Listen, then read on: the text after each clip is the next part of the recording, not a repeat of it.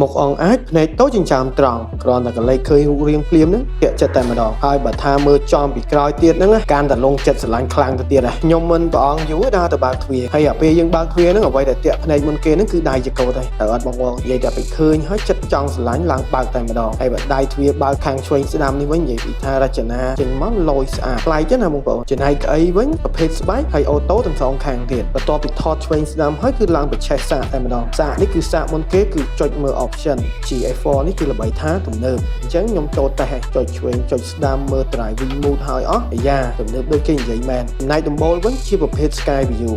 ចង់បើកបិទវីដេអូបានតាមចិត្តឥឡូវនេះបង្ហាញផ្នែកខាងមុខត្រួសបានហើយចូលទៅមើលកៅអីជួរខាងក្រោយតែម្ដងកៅអីជួរខាងក្រោយហ្នឹងវិញនិយាយពីថាទលាយ